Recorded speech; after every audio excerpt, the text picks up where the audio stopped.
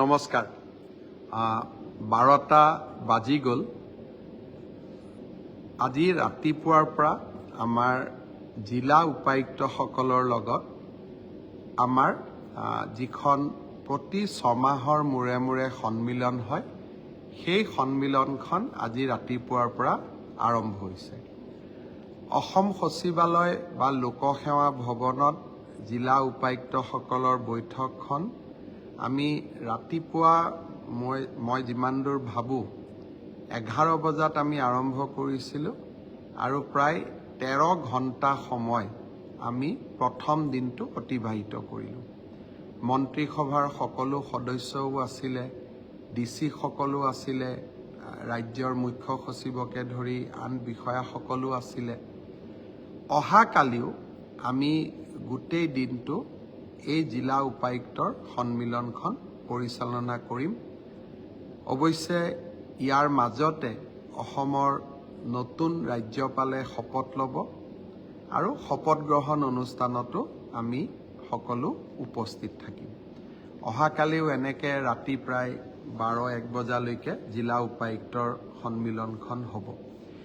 এই জিলা উপায়ুক্তৰ সন্মিলনখন আমি 6 মাহৰ মূৰে মূৰে অনুষ্ঠিত কৰোঁ আৰু চৰকাৰৰ আঁচনিসমূহ জিলা পৰ্যায়ত কি ধৰণে অত্যন্ত সুষমভাৱে আৰু সফলভাৱে কোনো কেৰুণ নোহোৱাকৈ ৰূপায়ণ কৰিব পাৰি তাৰ বিষয়ে আমি আলোচনা কৰোঁ।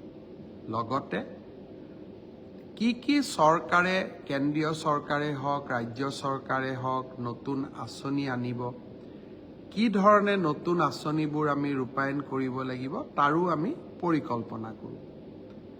এই ব্যৱস্থাটো মই মুখ্যমন্ত্ৰী হোৱাৰ পিছত আৰম্ভ কৰিছিলোঁ যে প্ৰতি 6 মাহৰ মূৰে মূৰে জিলা উপায়ুক্তৰ একোখন আমি সন্মিলন কৰিম আৰু জিলা আৰক্ষী অধীক্ষকসকলৰ আমি সন্মিলন কৰিম। সাধাৰণতে গুৱাহাটীত আমি এই সন্মিলনখন নকৰোঁ, অসমৰ আন জিলাত গৈ কৰোঁ। এইবাৰৰ সন্মিলনখন লখিমপুৰত আমি কৰিব বিচাৰিছিলোঁ। বানপানীৰ পৰিৱেশৰ বাবে আমি লখিমপুৰত কৰিব নোৱাৰিলোঁ আৰু সেইকাৰণে এইবাৰ এই সন্মিলনখন আমি গুৱাহাটীতে অনুষ্ঠিত কৰিছোঁ। আজি ৰাতিপুৱা ডিচিসকলক সন্মিলনৰ সময়ত মই 2টা পৰামৰ্শ দিছিলোঁ। এটা হ'ল, আমি যেতিয়া মন্ত্ৰীসকল কোনোবা এখন জিলাত যাওঁ বা মুখ্যমন্ত্ৰীসকল আমি জিলাত যাওঁ, সাধাৰণতে জিলা উপায়ুক্তজনে আমাক খুব ভালদৰে আতিথ্য কৰিব খোজে। জিলাখনত ক'ত কোনটো ভাল মিঠাই পায়, ক'ত ভাল খোৱা বনায়, সেই ধৰণে অলপ তেওঁলোকে ব্যৱস্থা কৰে।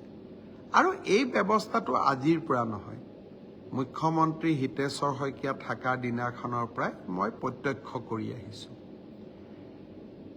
এটা সময় আছিলে যেতিয়া এইবিলাক কথা চলি গৈ আছিলে, কিন্তু মই যেতিয়া মুখ্যমন্ত্ৰী হ'লোঁ, প্ৰথম 6 মাহ যোৱাৰ পিছতে মই অনুভৱ কৰিলোঁ যে এজন মানুহ খাবও নোৱাৰোঁ, ইমান ডাঙৰ এটা আয়োজন কৰাৰ প্ৰয়োজন কি?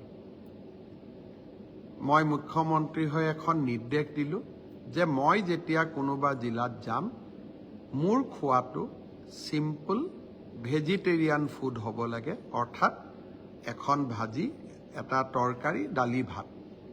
যদি মোৰ কিবা বেলেগ খাব মন যায়, আমাৰ বিজেপি দলৰ কাৰ্যকৰ্তা, সতীৰ্থ, মন্ত্ৰী, বিধায়ক কাৰোবাৰ ঘৰত গৈ মই খাই আহিম। কিন্তু চৰকাৰী যিটো ব্যৱস্থা সেইটো সাধাৰণ নিৰামিষ হ'ব লাগে। নিৰ্দেশ দিয়াৰ পিছতো কেতিয়াবা জিলা উপায়ুক্তসকলে অলপ ডাঙৰকৈ আয়োজন কৰে। নলবাৰীত হৈ যোৱা কেবিনেট বৈঠকতো এনেকৈ ডাঙৰ কৰি আয়োজন কৰিছিলে। আজি মই জিলা উপায়ুক্তসকলক কৈছোঁ যে মই মুখ্যমন্ত্ৰী হৈ থকা দিনলৈকে আপোনালোকে আৰু দ্বিতীয়বাৰ কেতিয়াও ডাঙৰকৈ কোনো খোৱা নাপাতিব আৰু যদি চৰকাৰী অনুষ্ঠানো হয়, আপোনালোকে নিৰামিষৰ বাদে আন কোনো খোৱাৰ ব্যৱস্থা নকৰিব। যদি কোনোবা মন্ত্ৰীও যায় তথাপিতো নিৰামিষ হ'ব।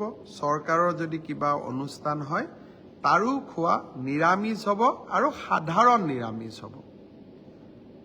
খালি লগত এইটো কৈছোঁ যে যদি অসমৰ বাহিৰৰ পৰা কোনোবা আমাৰ অতিথি আহে, তেওঁক ভাল কৰি আপ্যায়ন কৰা আমাৰ দায়িত্ব।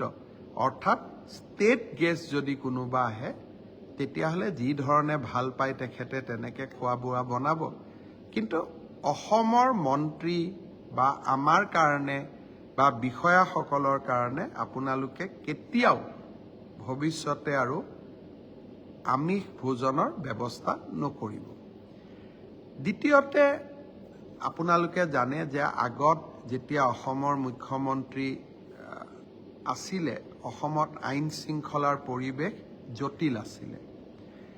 একোজন মুখ্যমন্ত্ৰীৰ লগত 32খন 28খনকৈ গাড়ী আছিলে। চিকিউৰিটি থাকে, তেওঁৰ প্ৰেছৰ মানুহ থাকে, এম্বুলেন্স থাকে, ডক্টৰৰ টীম থাকে, মেজিষ্ট্ৰেট থাকে। চাওঁতে যিটো গাড়ীৰ শৃংখল, সেইটো প্ৰায় 32খন গাড়ীত গৈ ভৰি দিছিল। মই লাজ হিচাপ কৰোঁতে প্ৰায় 32খন আছিল। মুখ্যমন্ত্ৰী হোৱাৰ পিছত গুৱাহাটীত মই প্ৰথমতে হিচাপ নিকাচ কৰি মই এটা নিৰ্দেশ দিছিলোঁ যে মোৰ গাড়ীৰ সংখ্যা 12খনতকৈ বেছি হ'ব নালাগে। এজন SP থাকে মোৰ লগত, তেওঁৰ কাৰণে এজন গাড়ী লাগে। CRP থাকে, তেওঁৰ কাৰণে গাড়ী লাগে। চব হিচাপ নিকাচ কৰি মই ঠিক কৰিছিলোঁ যে মোৰ লগত 12খন গাড়ী থাকিব লাগে।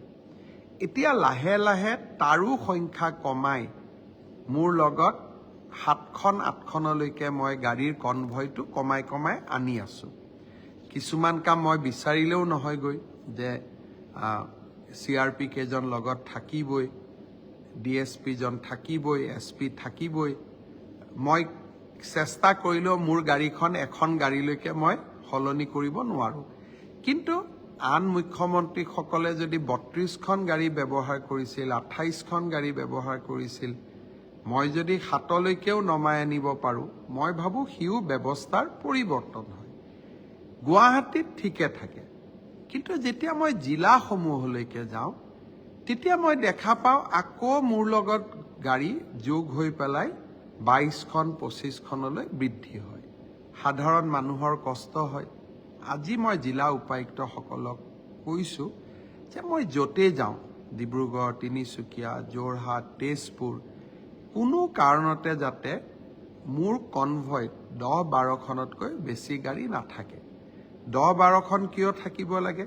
মোৰ যি 7খন 8খন গাড়ী মোৰ লগত থাকে, তাৰ লগত এখন DCৰ গাড়ী থাকিব, এখন SPৰ গাড়ী থাকিব, স্থানীয় মন্ত্ৰীজনৰ গাড়ী থাকে, MLA জনৰ গাড়ী থাকে। মই কৈছোঁ তেওঁলোকৰ গাড়ীও আমাৰ গাড়ীৰ কনভয়টোৰ লগত নলগাব, তেওঁলোকক আগতে গৈ নিৰ্দিষ্ট স্থানত উপস্থিত হৈ থাকিব দিব। আৰু এম্বুলেন্সৰ কোনো প্ৰয়োজন নাই, দীঘলীয়া কনভয় নকৰিব। তৃতীয়তে মই তেওঁলোকক এইটোও কৈছোঁ যে ডাঙৰ ডাঙৰ বাঁহৰ যি বেৰিকেড দি দিয়া হয় যাতে মুখ্যমন্ত্ৰীৰ ওচৰত কোনো আহিব নোৱাৰে, এই ধৰণৰ বেৰিকেড আদিৰো ব্যৱস্থা নকৰিব। কাৰণ আজিকালিৰ দিনত ডাঙৰ ডাঙৰ বেৰিকেড বনাই আমি মানুহৰ যান বাহনৰ ব্যৱস্থা, কোন মানুহ আহিব, ক'ত আহিব, কাৰোবাৰ মেডিকেল আৰ্জেঞ্চি আছে, মুখ্যমন্ত্ৰী আহিব বুলি আমি ডাঙৰ বাঁহেদি বেৰিকেড বনাই দিলোঁ। হস্পিটালত গৈ মানুহজন উপস্থিত হ'ব নোৱাৰিলে, স্কুলত গৈ উপস্থিত হ'ব নোৱাৰিলে, সময়ত পৰীক্ষাত বহিব নোৱাৰিলে। সেইকাৰণে মই তেওঁলোকক এইটোও কৈছোঁ যাতে মোৰ কোনো জিলা ভ্ৰমণ কালত কোনো ৰাস্তা বন্ধ কৰা নহয়, কোনো বেম্বু আদিৰ বেৰিকেডিং যাতে কৰা নহয়।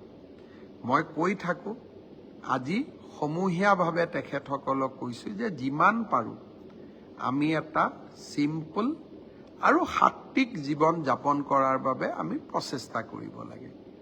মই ভাবোঁ যে একেদিনতে চৰকাৰী ব্যৱস্থাৰ পৰিৱৰ্তন নহয়, কিন্তু লাহে লাহে আমি এই ব্যৱস্থাবিলাকৰ পৰিৱৰ্তন কৰিব পাৰিম। যোৱা 3 দিন মই নতুন দিল্লীত আছিলোঁ, নীতি আয়োগৰ বৈঠক হৈছিলে আৰু BJP শাসিত প্ৰদেশবিলাকৰ মুখ্যমন্ত্ৰীসকলৰো এখন বৈঠক অনুষ্ঠিত হৈছিল। তাত অসমৰ কেইবাটাও নতুন কথা মই আমাৰ ভাৰতবৰ্ষৰ আন মুখ্যমন্ত্ৰীসকলৰ আগত উপস্থাপন কৰিছিলোঁ। 1 লাখ নিযুক্তি, এটাও কোৰ্ট কেছ নাই, দুৰ্নীতিৰ অভিযোগ নাই। এই বিষয়টোৱে সকলোৰে দৃষ্টি আকৰ্ষণ কৰিছিল যে আমি যেতিয়া চাকৰি দিব যাওঁ হাইকোৰ্টৰতো কিবা এটা অৰ্ডাৰ আহে, ষ্টে অৰ্ডাৰ আহে, চাকৰিবোৰ নহয়গৈ। অসমে কেনেকৈ 1 লাখ নিযুক্তি এটাও কোৰ্ট কেছ নোহোৱাকৈ আৰু এটাও দুৰ্নীতিৰ অভিযোগ নোহোৱাকৈ সমাপ্ত কৰিব পাৰিলে, তাৰ এটা দীঘলীয়া প্ৰেজেণ্টেশ্যন মই এই সময়ছোৱাত দাঙি ধৰিছিলোঁ আৰু সকলোৱে অসমৰ স্বচ্ছ নিযুক্তিৰ ব্যৱস্থাটো খুব আদৰণি জনাইছিলে। অসমত আমি নতুন নতুন ব্যৱস্থা কিছুমান সৃষ্টি কৰাৰ কাৰণে প্ৰচেষ্টা কৰি আছোঁ।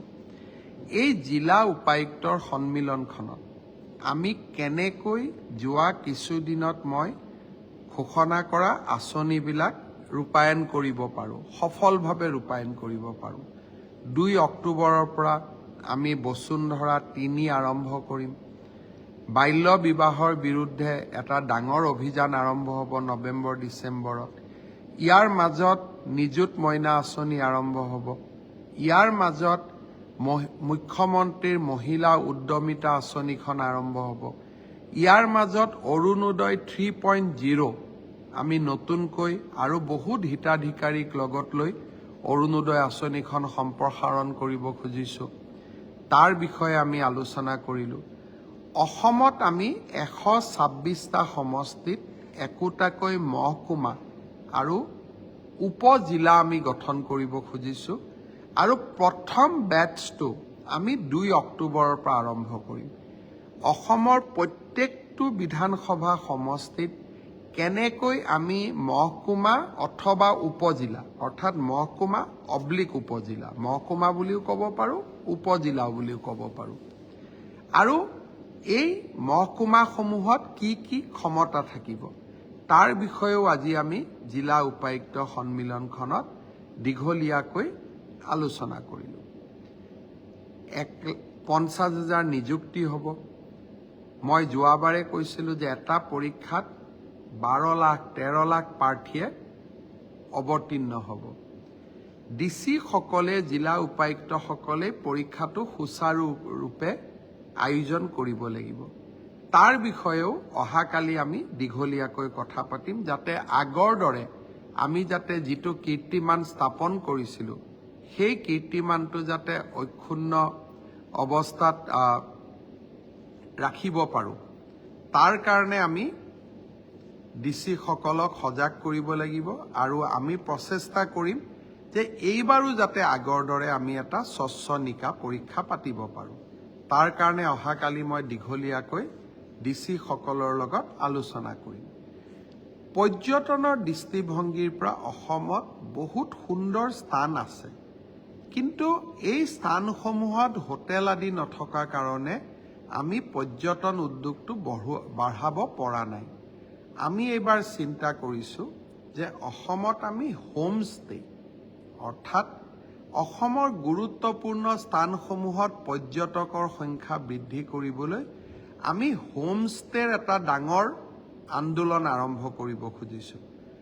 সৰু সৰু স্থান, হোটেল সম্ভৱ নহয়, কাৰণ হোটেল এখন হ'বৰ কাৰণে ডাঙৰ বিল্ডিং বনাব লাগিব, ব্যৱসায় হ'ব লাগিব, কিন্তু হোমষ্টে এটাতো হ'ব পাৰে। 5টা, 6টা, 10টা হোমষ্টে হ'লেও বহুত পৰ্যটকক আমি আনিব পাৰিম। আমি তেওঁলোকক বাহিৰত আমি বিজ্ঞাপন দিম, জাগাখনৰ বিষয়ে জনাম বা ধৰ্মীয় অনুষ্ঠানটোৰ বিষয়ে জনাম, মানুহ আহিব আৰু আমাৰ হোমষ্টেটোতে থাকিব। সেই বিষয়েও ডাঙৰ এটা আঁচনি এই বছৰ আমি আৰম্ভ কৰিব খুজিছোঁ। বানপানীত বিধ্বস্ত হোৱা অসমৰ ৰাস্তা ঘাট, স্কুল কলেজসমূহ আমি নতুনকৈ কেনেকৈ সজাম তাৰ বিষয়েও অহাকালি আমি আলাপ আলোচনা কৰিম। এই ধৰণে আজি আৰু অহাকালি জিলা উপায়ুক্ত সন্মিলনলৈ ব্যস্ত থাকিম আৰু মই ভাবোঁ যে এই জিলা উপায়ুক্ত সন্মিলনখনে অহা 6 মাহত অসমৰ প্ৰশাসনীয় ব্যৱস্থাটোক ৰাইজৰ আৰু অধিক ওচৰ চপাই লৈ যাবৰ বাবে আমাক যথেষ্ট প্ৰেৰণা দিব। চৰাইদেউ মৈদাম ভাবিব নোৱাৰা শিহৰণ দি থৈ গ'ল। ইমান ধুনীয়াকৈ তেখেতে মনত পেলালে কেনেকৈ লাচিত বৰফুকনৰ সমাধিলৈ তেওঁ আহিছিলে, কেনেকৈ লাচিত বৰফুকনৰ মৈদামত তেওঁ প্ৰাৰ্থনা কৰিছিলে। ঠিক তেনেকে চৰাইদেউ মৈদাম কেনেকে বিশ্ব ঐতিহ্য হোৱাৰ ফলত অসমৰ পৰ্যটনৰ সংখ্যা বৃদ্ধি পাব। যিসকলে প্ৰধানমন্ত্ৰী ডাঙৰীয়াৰ মন কী বাতটো শুনা নাছিল, এবাৰ শুনিব। ভাৰতৰ কোনো প্ৰধানমন্ত্ৰী আজিলৈকে অসমৰ বিষয়ে, অসমৰ ঐতিহ্যৰ বিষয়ে ইমান ধুনীয়াকৈ কোৱা মই কেতিয়াও শুনা নাই। প্ৰধানমন্ত্ৰী মোদী ডাঙৰীয়াক আকৌ এবাৰ মই ধন্যবাদ আৰু অভিনন্দন জনালোঁ। চৰাইদেউ বিশ্ব ঐতিহ্য হ'ল তেখেতৰ সাগৰ সদৃশ বৰঙণি, সদায় ইতিহাসে মনত ৰাখিব। কিন্তু তাতকৈ ডাঙৰ কথা, চৰাইদেউৰ বিষয়ে মন কী বাতত ইমান ধুনীয়াকৈ কৈ গ'ল, সি আমাৰ মনবোৰ ক'ৰবাত যেন মোদী ডাঙৰীয়াই আকৌ এবাৰ জিকি থৈ গ'ল। মৈদাম হ'ল, এতিয়া দুই এজনে আৰম্ভ কৰিছে যে কাৰ ক্ৰেডিট হ'ব। ক্ৰেডিট কাকো নালাগে। কোনোবাই কৈছে আমাৰ দিনতে আৰম্ভ হৈছিল, কোনোবাই কৈছে আমাৰ দিনত শেষ হৈছিল। অসমৰ নাম আগবাঢ়িব লাগে। আমি আজি আছোঁ, কালি আমি নোহোৱা হৈ যাম। মোৰ মাতৃভূমি অসমখন সদায় থাকিব। চৰাইদেউ মৈদাম হিমন্ত বিশ্ব শৰ্মাৰ কৃতিত্ব নহয়। চৰাইদেউ মৈদাম অসমবাসীৰ কৃতিত্ব, অসমৰ কৃতিত্ব। অসমত কিছুমান মানুহ আছে, কিবা এটা ভাল কাম হ'লে কৃতিত্ব কাক দিম তাক লৈ এটা নতুন বুৰঞ্জী আৰম্ভ কৰে। কামটো নোহোৱা দিনলৈকে তেওঁলোক মনে মনে থাকে। কামটো নোহোৱা দিনলৈকে তেওঁলোকে ক'বও নোখোজে যে এই কামটো হ'ব লাগে। কিন্তু কামটো হোৱাৰ পিছত ক্ৰেডিট কোনে পাব, তাৰ কাৰণে এটা তেওঁলোকে ডাঙৰ মহাভাৰত আৰম্ভ কৰে। আমাক ক্ৰেডিট নালাগে, অসম মাতৃ সুজলা সুফলা হ'ব লাগে। 3 তাৰিখে জাগিৰোডত ছেমি কণ্ডাক্টৰ ইণ্ডাষ্ট্ৰীৰ ভূমি পূজন আৰু নিৰ্মাণৰ কাম আৰম্ভ হ'ব। এটা ছেমি কণ্ডাক্টৰ ইণ্ডাষ্ট্ৰীয়ে অসমৰ অৰ্থনৈতিক ইতিহাস সম্পূৰ্ণ বদলাই দিব। 10 বছৰ পিছত মই নকওঁ এই ইণ্ডাষ্ট্ৰীটো মই আনিছিলোঁ, ক্ৰেডিট মোৰ নহয়। ক্ৰেডিট হ'ল যে অসমে আৰু অসমীয়া ৰাইজে এনেকুৱা এটা পৰিৱেশ সৃষ্টি কৰিলে যে অসমত ছেমি কণ্ডাক্টৰৰ দৰে ইণ্ডাষ্ট্ৰীও আহিব পৰা হ'ল। কৃতিত্ব কাৰ? অসমবাসীৰ কৃতিত্ব। আৰু অসমবাসীৰ মাজত ময়ো এজন। 3.5 কোটি অসমীয়াৰ কৃতিত্ব, তাৰ মাজত ময়ো এজন। 3.5 কোটি মানুহৰ যি কৃতিত্ব, তাৰ ভিতৰত এজন হিচাপে যিমান ভাগ মোৰ ওপৰত পৰে সিমানেই মোৰ ভাগ। তাতকৈ মোক বেছিও নালাগে, তাতকৈ মোক কমো নালাগে। অসমৰ কাৰণে এনেকৈ আমি নতুন নতুন কীৰ্তিমান স্থাপনৰ বাবে কাম কৰি যাম। বহুত বহুত ধন্যবাদ। আকৌ লগ পাম।